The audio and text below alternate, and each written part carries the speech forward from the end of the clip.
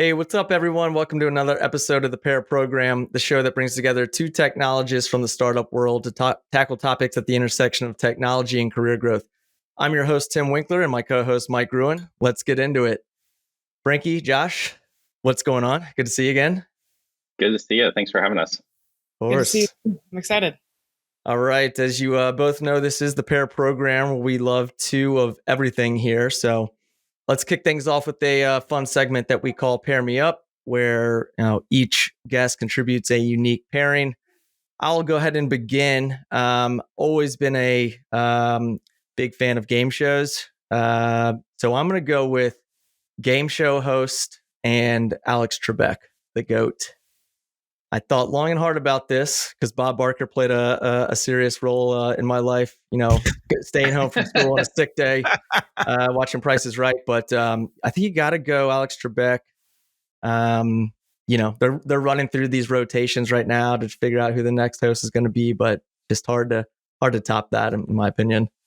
I mean, the level of that sweet spot of like arrogance that he brings to that he brought, I think was an important aspect of Jeopardy. I think that's going to be tough to. I mean, and I'm not saying that in a negative way. I think it was definitely part of the persona that came through that I thought was good. Like when he was answering the question, like when people didn't get the question right, he's definitely going to be tough to replace. And then the SNL parodies, like we could go on, but exactly. Mike, what do you got? So I'm going with chainsaws and overconfidence. So little backstory there. So growing up, I grew up in upstate New York, a lot of wood. We actually had this big wood burning stove, heated the whole house. So cutting wood with my dad was like something we spent a lot of time. I have a chainsaw, like to use it. My neighbor recently had a tree that he wants to get rid of. Asked for my help, assured me he knew what he was doing. And I was like, really? And he started getting out ropes and other things because he was going to try and top the tree and bring it down like piece by piece. And I was like, if you know what you're doing, that's great. And he assured me he did. He'd worked in landscaping in the past, blah, blah, blah. Needless to say, it did not go smoothly. Nobody was seriously injured, including myself. But the lesson I remember growing up, I was talking to my dad about this, was like as soon as you're bringing out ropes, chances are you want to actually use your wallet. Like just go ahead and get a professional to take care of it. So that's my pair: chainsaws and overconfidence. Yeah, funny. Good.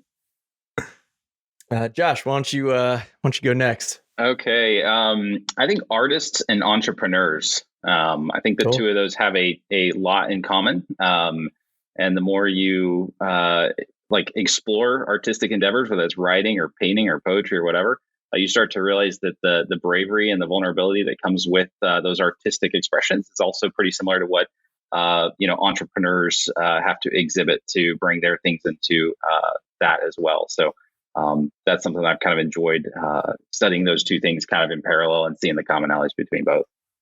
That's really interesting. Favorite artist?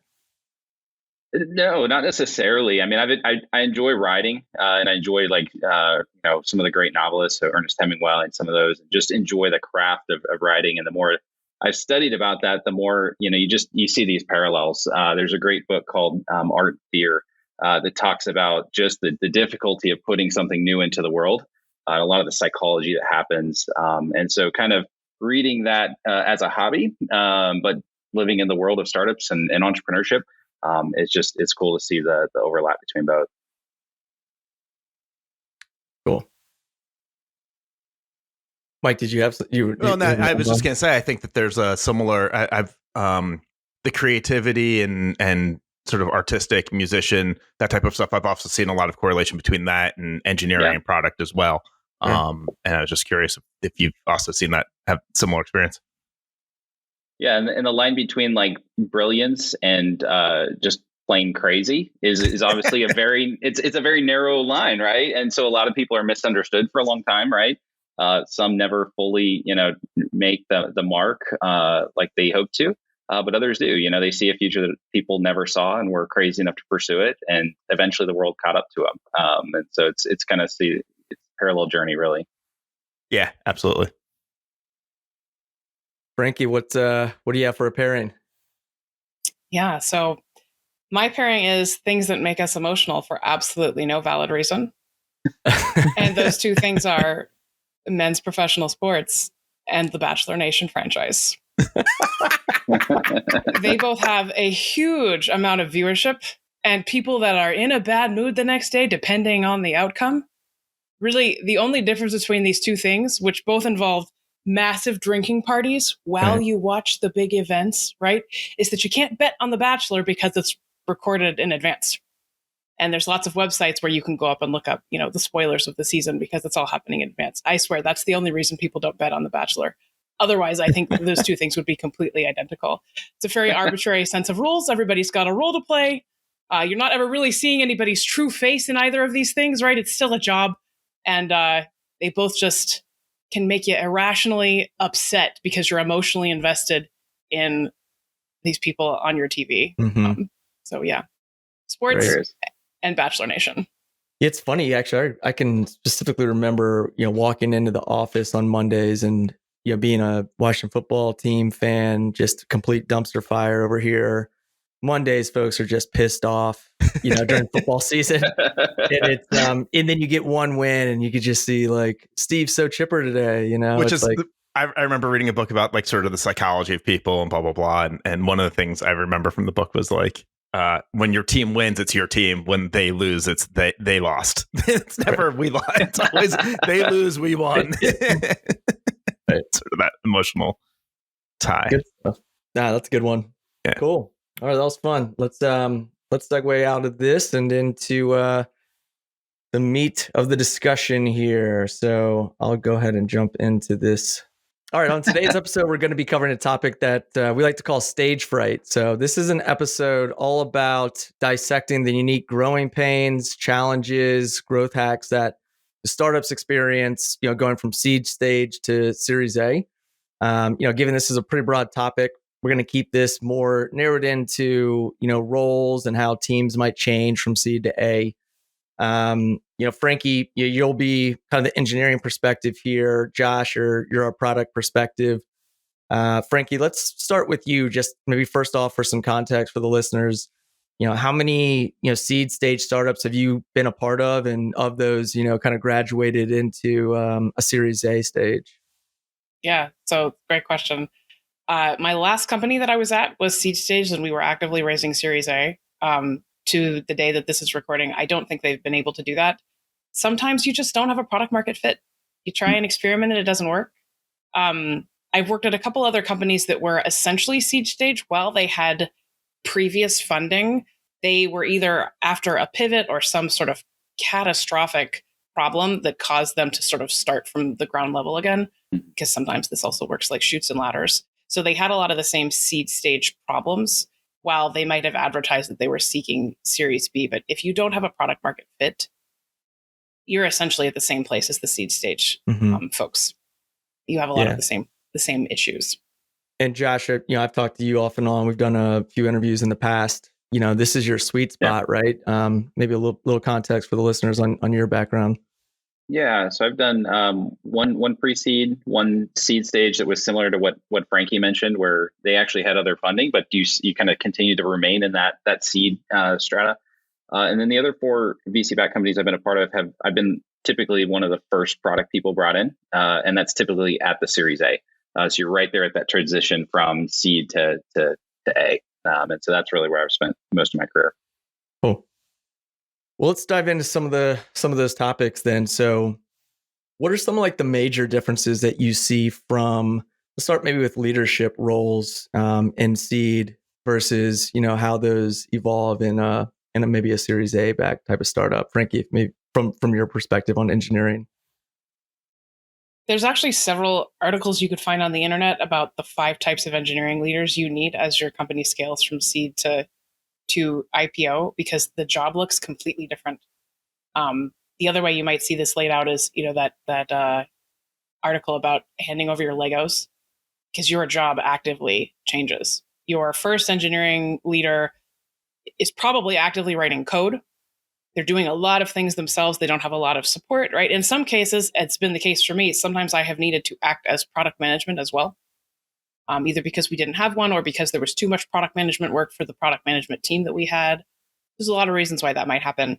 And so you know that job is actively going to shift, and you have some choices as you grow about whether you want to hire somebody in over top of them or whether that person is able to build the skills necessary.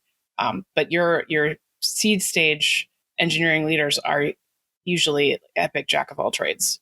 They're writing code, they're doing performance management of the other engineers, they're working closely with product, and they're also figuring out what's an acceptable amount of tech debt for that particular moment of time in the business.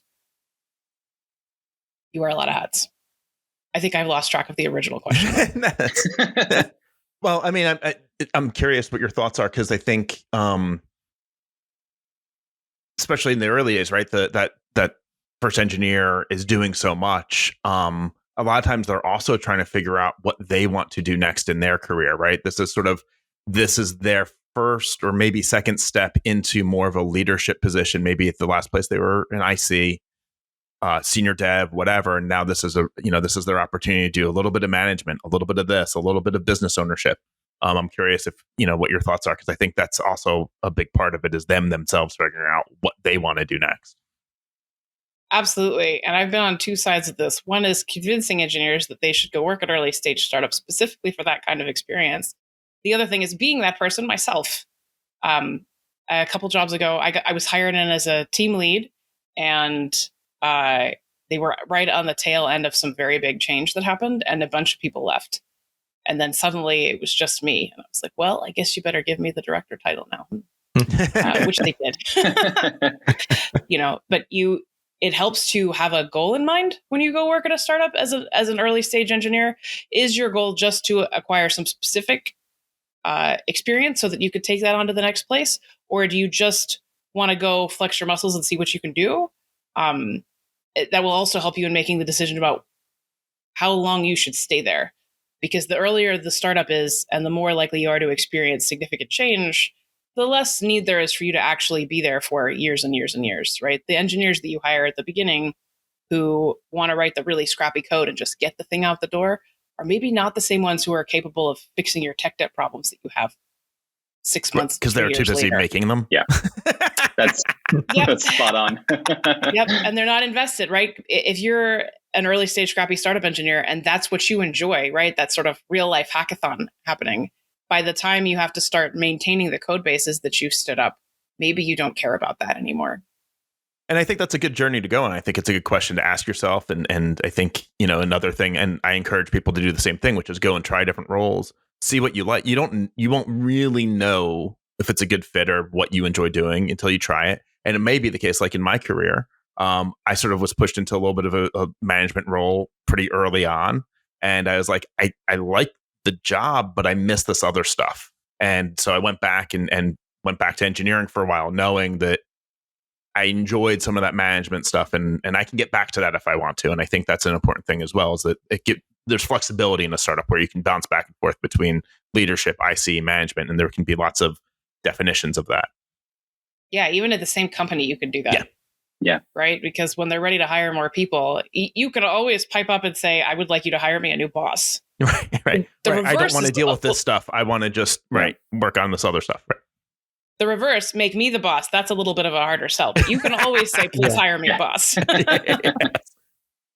Josh, what have you seen on from the product side of the house? Yeah, it's interesting. Typically product comes in at the Series A stage. So product at the seed stage is generally the founders and this kind of engineering leader, quite honestly, and the early customers, right? Those are the voices that are typically shaping that first version of the product. And honestly, I think that works really well. I think there's some advantage to having product early. But when you're a seed stage product person, you're wearing a lot of non-product hats. Like you're typically customer success, you're typically operations, you're typically QA, you're typically, and some product work. So if you like that, and you like, that spread, then that can work really well. But if you want to do true product stuff, that's really starts kicking in, at least in my experience, around the Series A timeframe. Have you seen where like a product person maybe is one of the very first senior technology type hires, and it's real, and they're their technical solution is we're going to outsource engineering, or we're going to use this third party to build the thing. We think product is really important, and that's why we want to retain this information. But the actual engineering aspect of it is maybe less. Have you seen that, and what's your experience? Most of what I've seen has been actually, having the engineers as a part of the core team. Typically, we're at least with teams I've been a part of, the outsourcing starts when you're ramping and you're trying to grow quickly, and you just can't hire enough local, folks, and that's where you start to augment with, folks in Europe or Asia. It's been at least what I've seen. How about you? Me personally, I mean, I know a couple consulting companies where that's what they do. They specialize in working with founders who don't really know the tech side, and so they actually are that engineering, and they bring a little bit of product, and then the first one of the first hires has been a product person.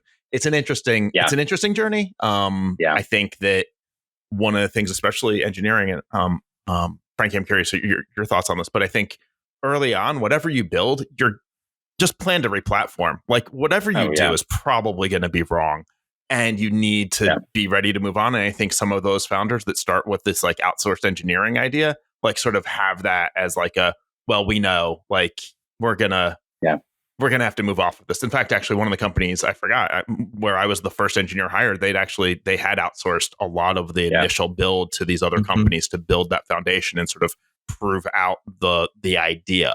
That founder had a lot more money to sort of self-stake it. So I think that's actually a good point. Especially for those like first that really like that first build, I have seen that, but a lot of times, sometimes those folks just get like absorbed into that core team, we try because they have so much. If you can, and then eventually they kind of get bored and decide to move to their next challenge. But I think you're spot on that's pretty common, at least in that like very 0 to 1 stage. Yeah, Josh, actually, like there's the guys from Prodify, like Ben and Rajesh. So I talked to them quite a bit about this because they do, they help with a lot of like early stage hiring for your first product hire, right? And the common theme that they come back with is like almost like put your blinders on to like title, because you don't you would think maybe you need this chief product officer, this head of product. Really, what you need is like a hands-on like product manager, but not really managing people, but somebody that's really like getting their hands dirty and getting into the thick of it. You're going to save a ton of money, and you're going to give somebody an opportunity that's hungry, and really that's what you need in that seed phase, or even like getting into that first product hire. No, I think you're spot on. I mean, especially in the seed and then the Series A, as long as that person can also help with hiring the first few product managers and provide leadership there, and then also help getting the like scaffolding for process and structure in place. I think you can take a really, sharp IC or somebody that's had kind of that middle area to really fill that leadership role. In many ways, that's been my journey, to be honest, is kind of, moving into that middle layer. And then at some point you can bring in the kind of hyperscale, person to build out a large org, after that fact. So I think that's spot on. Yeah, the outsourcing thing is a challenge. I've been engineering leadership at an early stage startup where we had folks in Europe. My team spanned from Europe to Thailand, and it had not been contextualized for anybody else that was there before me that if you have a bunch of international contractors write your code base, especially if you have them do it in a tech stack they were previously unfamiliar with, you were going to have to rewrite it. And so one of the challenges that I had in that role was explaining to them that what was already in GitHub was mostly garbage, and we couldn't debug it. We couldn't even solve the problems. Like, it was such a mess because there was literally zero incentive to maintain the code base at all. It was just push this feature out, it was too feature heavy. It was an overgrown MVP, and it needed to be moved to another platform. And by the time we were even able to do a piece of that, we actually made a mistake. We should have just threw that rebuild up onto a subdomain, but we tried to put it right up. This was an e-commerce. We tried to put it right up on the same website, and the sort of local storage cookie stuff was so messed up that it broke things for basically all of our customers. Oh man. And we couldn't even replicate it locally.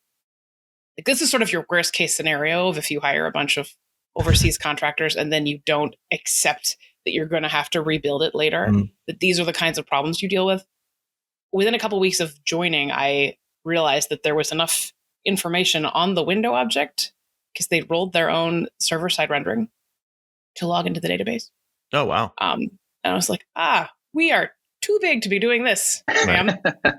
So, and then you have all of a sudden all this tech debt exists that no one else at the company even thought was going to be on the horizon. And it was a huge surprise. So I think you can absolutely outsource successfully, but everyone needs to not be under the delusion that they're going to build you the beginning of your final code base. Right. Frankie, to kind of just, go ahead, Mike. I was just gonna say, yeah, it's definitely, it's a step you can take, but it's like, I sort of think of it as like, you're out settling the West, and the first thing you want to do is you want to build a shack that you can like sleep in while you build your house. Like this is going to take care of 90% of my needs in the short term in terms of keeping me dry, a place to sleep, a place away from the animals. But in the end, this will eventually turn into the barn or the place I store the wood, or just turns into firewood itself. And it's okay for it to be firewood, right? Right. I was at a tech conference once, and they were talking about legacy code. Like, when you're at an early stage startup, all the code you wrote yesterday is legacy code today. I was like, that's the right attitude to have about this. Right. When you wake up in the morning, everything from yesterday is legacy. Right. But that's primarily, are you saying that's in like the seed stage? Like, but when you get to your Series A, I mean, at this point, I would hope you're off of the offshore, crutch, and you're hiring internally at this point. Yeah, that's where I was going to just kind of piggyback on what you were saying, Frankie. Like, on the product side, one of the biggest challenges you have in Series A is like the pace of development just slows down because you're actually trying to do things right and you're trying to clean things up. And so a lot of the time, like, that early team is used to features just flying out the door because you're just so scrappy. You're not really concerned about architecture. You're just trying to like prove to yourself that this is valuable. We can serve this customer and it's the right thing. But then in A, like it takes about a year and a half to really get people acclimated to like this new pace that's more consistent, more predictable, and it's just a lot slower. You just ship a lot less features because you're building it for scale. So that's one of the big challenges you have to really kind of fight through on the product side coming in at that Series A. And you might have to have a conversation with the other leadership at the org about how you can have good quality code or you can have speed. You cannot have both. I will die on this hill. Fight your mother, not me. You have the sliding scale. You get to pick where you are. You can't have both. I think there's three things. There's speed, quality, maintainability, whatever you want to call it, and predictability. The predictability, like we can move really, really quickly, or we can be predictable, but we can't do both. Like, it's all three. Like, there's so much time in the bucket. How we're going to allot it and where we're going to allot it is like maintainability, figuring things out, predictability, or shipping. Yep. And you might pull out the old Mythical Man Month essay. Be like, you can't stick 9 women in a room and ask them to make a baby in a month. It's not how this works. Yeah, one of the things that it's such a hard thing because everybody's used to moving so quickly. One of the things that I found really useful is at Series A, you're growing at a place where things start to break. And so it becomes a really good natural opportunity to just like point to those things and say, hey, remember that outage we had last week? That's because of XYZ. And that's why we want to prioritize this, tech deck initiative and start to allocate some bandwidth.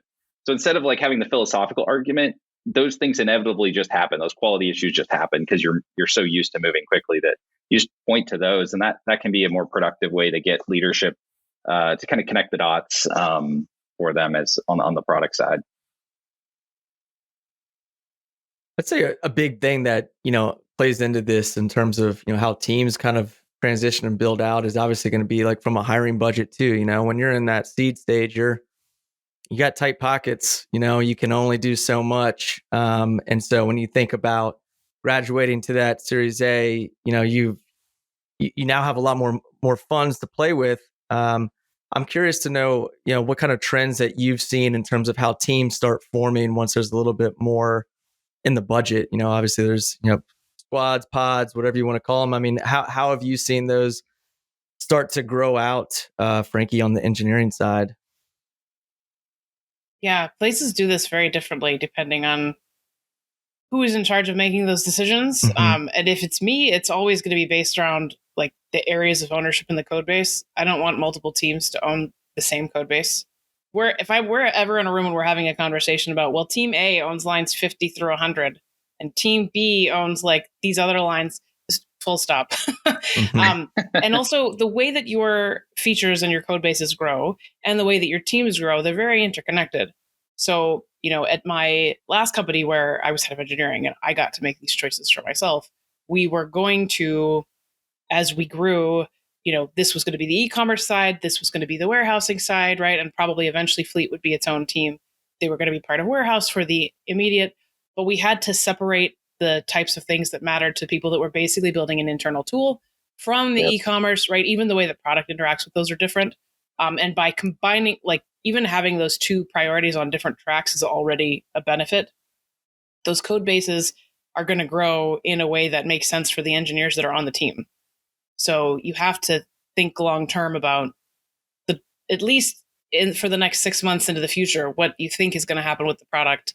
And then how do you divide up the team so that they can be fully invested in the piece that they own rather than giving them like little snippets. A pattern that I've seen that isn't great is when teams pick up something temporarily and then put it down when it's done. There's no incentive to make sure that it's easy to maintain later because you might not be the one doing it. Also, you're probably operating on that, well, let's just get it out the door fast. And when you're seed stage and you're just trying to figure out market fit, you can, your Jira board might be a bunch of Post-it notes on the wall, and that's fine. But the minute you start needing to be predictable to your customers, that doesn't fly anymore. So I think you have to create your teams in the context of the product vision and also what the technical stuff needs to be to support that product vision, and then divide it so that people can own as much of their own stuff as possible. That's the thing that's worked the best that I've seen. Yeah, that's spot on, Frankie. The other thing that really helps when you move to that model, in addition to the ownership, like, product benefits from that ownership too, right? You kind of break apart the key parts or based on product line or persona or key components, whatever. It also really helps the leadership team start to think about how we want to invest and where we want to allocate resources. Because if you got a warehousing team and a e-com team, you can start to say, okay, we're going to invest, 5 or 10 more heads over the next, period of time. Where do we want to, how do we want to allocate that? And that helps your road mapping process. Because they can start to think about it with some investment buckets to think about. It makes those conversations. Whereas if you have one kind of consolidated team, it's way too hard to figure out how much is going to one part of the product versus the other, and it can be really challenging. So I think you're spot on with that, and it helps not only the engineers but also the product too. Huge help. And I think there's product has. Well, I was just gonna say, like, I think it sort of goes without saying, but I think it was implied, Frankie, and tell me if I'm wrong, but like the idea of cross-functional, right? Like in the old school days, back when I was an engineer, there was a front end team and a back end team, and the front end worried about the front end and gave specs to the back end. The back end built an API and blah, blah, blah. And it took however long it took. Now it's cross-functional. You want to align things to personas, to intent, to code base, and so on and so forth. And so they're much more vertical than they are horizontal teams. Yeah, absolutely. I think that the front end versus back end team might still work in a handful of places, but for the most part, you're still not incentivizing the engineers to behave the way you want them to behave, right? Which is to care about the whole feature. And instead of it being parts of the code, parts of like the stack, that we divide up thinking about it in terms of the business units or the business separations of concern, which is also helpful to product management, right? If one product manager can own e-commerce and a different product manager can own the warehousing, that's better than one person trying to juggle those two very different concerns with very different needs against each other. Or when or when you have two product managers that have those two different things, and you have a pool of engineers and they're fighting for resources, and it's like, well, only Bob Exactly. knows how to do such and such, and only Jane knows how to do blah. And it's like, then you're playing all these other, like, that's how you know that things are really bad, when you're trying to figure Yeah. out who should work on what, and like, Yeah. Right. Whereas if the whole team is moving in the same direction and they're all invested in getting that feature or that product out, they can really work together in a way that's much better than if you were just sort of pulling people one off because you're like, well, you have this special skill set. If you're at a seed stage startup and there's only one person that could do one thing on the engineering team, you might already have a problem. I think it's key for retention too, especially in this market. You can give somebody, ownership of something, and they can really own it and have some autonomy for, on the product side, that the priorities and the strategy, but on the tech side, the architecture and how we want to see this thing moving forward. I think that's really, really important, it makes a big difference. Yeah, and I think just sort of wrapping that up in my, the idea of org structure versus team structure. And I think I've had this conversation with any number of people where it's like, we can have a team structure that's this way, where there's a product person and a lead engineer and so on and so forth, but that doesn't necessarily have to be how we're organized from a reporting structure. Correct. And I think that's something that some people, especially founders, who may sometimes struggle with. Yeah. The only other thing that I think you got to be aware of coming into Series A is you got to be kind of patient. Like, you have the vision of where you want to get to, but not all these pieces come together, right? You might not have enough, front end developers to really have one per team, for example, right? And you might need to let things kind of balance out. And you might not have product managers that can fully focus. And so there is this piece where if you kind of come from a big company and you're used to these like nicely carved out teams, it's going to take a little bit of time to get there, and you have the vision of where you're getting to, and you're laying the pieces in place. But there's definitely some patience that it's going to be a little bit non-ideal, but you're moving towards where you need to get to. So what do you all prefer? Do you prefer that seed environment or that A environment? I prefer the seed environment when we can raise Series A. That's good. Effectively and quickly. when you're not just rotting fruit on the. Yeah, I think I like the Series A. I think that's the more interesting piece for product managers. You're putting the structure, the process, starting to think through the strategy, and so I think that's probably the place where you come in and you feel like you can really make an impact, more so than the seed stage. If you're a product person in the seed stage, you're probably the founder. Is the reality. Cool. Yeah, I totally don't mind also playing a little bit of product management earlier on. But the hard part about all these things is that anytime you join a seed stage startup, you're making a bet. You're making a bet that there will be product market fit than you can find, because most startups fail, right? Yeah. And you have to treat it like that, right? You can't treat it like this is going to be my life's work. This is where I'm going to get rich. Like getting rich on an IPO is a side effect of making really good choices about how you allocate your career time. Yeah. It's not a destination. So you have to know what kind of ride you're willing to get on, and then know what your boundaries are and what you're trying to learn from it, and then make good choices for yourself, right? The job market's crazy right now. You have a lot of choices. Mm-hmm. Yeah. And if you've never, for anybody listening, if you haven't worked with a seed stage startup, you should absolutely give it a try. Yeah. You never know. You might love the chaos. Mm-hmm. Yeah, I always advise Frankie, folks. Oh, sorry. I was going to say, I always advise folks, like, if you're interviewing seed or series A, do a little extra homework on the leadership and kind of see like their backgrounds, like see where they came from. And then, ideally you get a chance to speak with the C-suite, at least somebody, high up, before making a decision, so that you can buy it. You want that buy-in, and it's tough to follow, a vision if you can't get behind the leadership. Yeah. And pro tip, if it's an early stage tech company, you really want co-founders and you really want one of them to be technical. Right. You end up with a whole host of very specific problems if you have either a single founder or if you have a pair of co-founders who don't know how engineering works. This is why all the big VC firms look for a technical co-founder, because I think statistically speaking, you're better off that way. Well, that sounds like an awesome episode. Horror stories. All right. Well, any other closing remarks that you all want to throw in there before we transition to the next segment? I think we covered a good amount. Yeah. All right. All right. So, yeah, this next segment here we're going to jump into, it's called Round Out My Career. So, this is a fun segment where we spin the community wheel with topics and questions that are all centered around career growth. And these are kind of crowdsourced from the hatchpad community. So, I'm going to spin the wheel here and see what today's topic is. And don't forget, one lucky hatchpad community member can win a free Raspberry Pi if we land on the prize spot. All right. Goals. Awesome. Get hyped. All right, here we go. Let's see here. All right, so this one's more centered around just like setting goals. So I'd love to hear just any tips that you all have when it comes around, setting some of those goals for maybe yourself, but also maybe members that are on your team. Josh, why don't you start? Yeah, I mean, what I think is in terms of like career goals, is that what you're talking about? Like career goals? Yeah, I'd say like specific towards like career goals.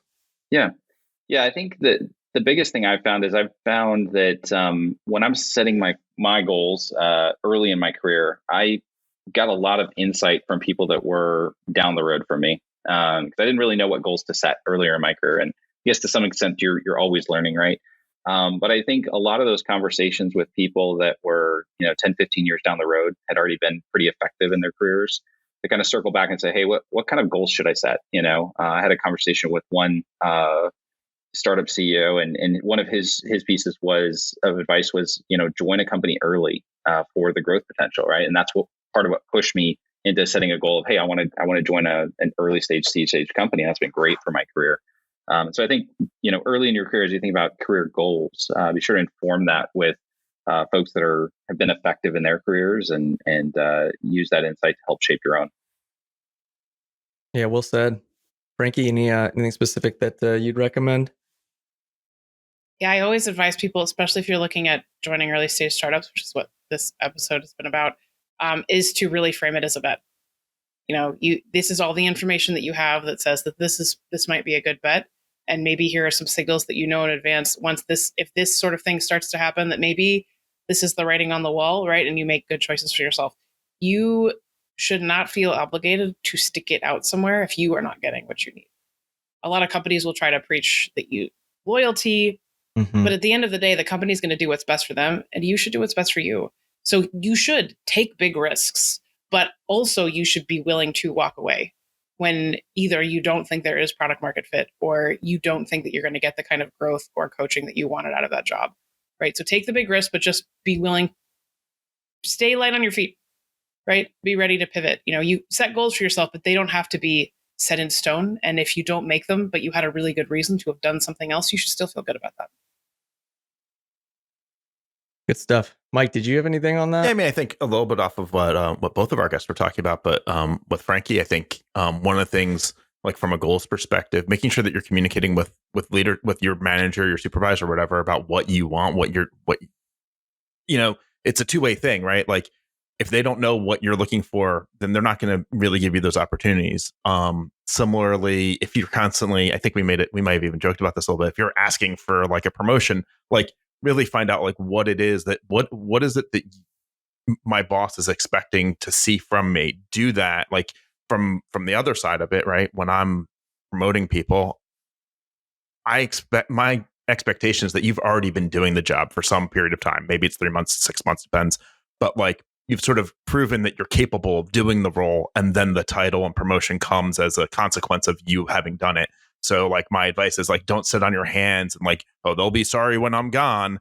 Like that type of mentality isn't great either. So it's definitely this communication, and most managers, especially in engineering, I think in product as well, leadership really takes pride in, especially early stage startup, of like helping people launch and develop their careers. I don't think any one of us thinks that this is the last job somebody who's reporting to me is ever going to have. And I take more pride in the people who've gone on to great things who worked for me at some point. And so I think it is a good conversation you can have with your leadership in general, with your boss, supervisor, and not to be afraid to have that conversation of, where is this going to go? And maybe this isn't the best time. I think we even talked about it a little bit in the episode, like, as the company grows and goes through these different stages, what's needed and who's the best fit changes over time. And that should be a conversation you're able to have with your manager. So definitely that. And I've also talked to I've always had a mentor in my life, someone who's a couple, maybe 2 or 3 stages down the road from me, who's helped me. And one of the mentors, or 2 of the mentors that I found most helpful, are ones who actually didn't have engineering at all. They were one was a product person, one was a marketing person. But they were able to give me so much more insight and depth because they had this sort of like outside perspective. So don't just look for mentors of like, oh, another engineer, and I'm going to hitch my wagon to that person. Like, think outside of that and look into other parts of the organization as well. The other thing I'd add, Tim, is I think over my career, my goal, I never would have known what my goals were going to be. Like they evolve, right? It's a process of discovery, right? That you kind of go through, and you kind of have a sense for where you're going. But that starts to get clear over time. And the only way to know is to Frankie's point, make some bets, Right. And so the other thing is, I think I obsessed too much over my goals earlier, whereas I probably should have just, thought about it, set some goals, and then reevaluate in a quarter or 6 months and adapt, right? And try some things and not worry too much about it, right? Is it making me better? Is it giving me some new experiences? Great, let's go for it, and then let's just adjust. So that's the other thing that I think I've learned along the way. Yeah, it's a good point. It's like when somebody asks you like, so what's your what's the 5-year plan? I'm like, man, I'm just trying to see tomorrow.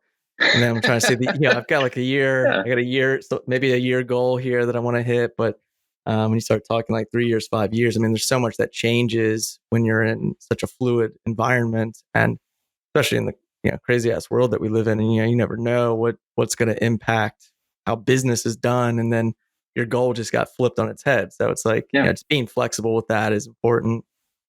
Yeah, my personal goal, all of my personal career goals sound something like, I would like to be able to say yes to the right thing when it pops up. I like that. And if you can do that and make sure give your future self the ability to make decisions, you don't have to make them all for yourself right now. Yeah, that's good. We didn't know there was going to be a global pandemic 2 years ago now, right? And then it hit us, and that changed it a lot, right? And hopefully 5 years from now, there's no more pandemic, but also we don't know if that's true. So set your future self up for success. That's a good point.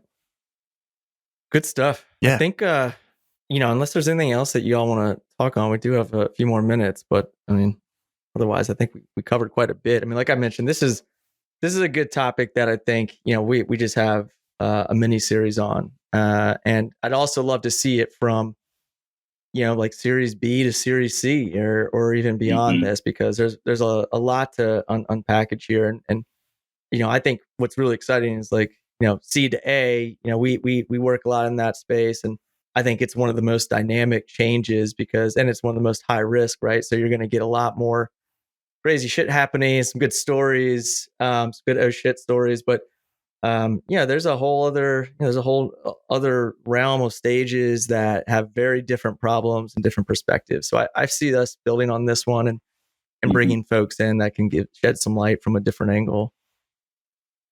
Yeah, I'm just curious on your guys' take. It's always seemed to me like there's the seed stage, then there's kind of A to C, and then there's C plus. Yes. Like A and B feel very much a continuation of the same thing. Like in many ways, you're almost guaranteed to get a B unless something, at least in this market, unless something catastrophic happens. It seems like those are like the 3 phases that I've identified. Do you guys see the same thing, or do you guys see something different? No, I would agree. Actually, as Tim was even talking, I was sort of thinking like, yeah, it's sort of like there's C to A and then A to C, C++. I don't know. There's this like, sometimes there's a D, but there's this, but then there's this point where, right, there's hyper growth or whatever you want to talk, but there's this, A and B. And I'm curious, I think Frankie probably has some pretty good experience there as well. And seen it. Yeah, I mean, I think even Reddit is considering itself a startup. Didn't they just announce like Series F or something? It's like, come on. I sort of break it up into, do you have product market fit, which is your pre-Series A? And then like, okay, can I cuss on this show? Like, Sure. like, okay, don't fuck that up. Right? Yeah. You have Series A, just don't fuck it up. And then you get to a point where you have so much money, right? At the place I'm at, the company that I'm at right now, we've probably raised our last round of funding. And, Yeah. IPO is what we're looking at next. And that's a very different ballgame, even from like your previous rounds of funding. But I think those are really the three phases. It's like get product market fit, don't screw it up, go public, or pull a Slack and let Salesforce or whoever bought them. Right. Either way, lots of people get a big payout, which is great. But those are your phases. Yeah, I agree with that. Yeah, well, from a recruiting perspective, we look at a lot of things in terms of, when is there certain departments created? Like, for example, we roll out a different packages that cater to, C to B. And then when you're at C and beyond, it's, you've got a full out recruiting team in place. We just kind of serve as a supplement, versus like in those early stages, like we are your standalone like department because you have nothing in place. And so those are very different, requests that they're looking for. We need a system stood up, and, we need market research, and we need all these things beyond just, we need candidates. We need a pipeline. We've got folks on the inside that can handle all the other stuff. So like from a services perspective, we break that up between like C to B and then D and C plus. So that's interesting. Good stuff. Well, I guess for the listeners, like anywhere on social that guests can find you all. Yeah, I write frequently on LinkedIn, so folks are welcome to follow me there. Joshtown1 is my handle there.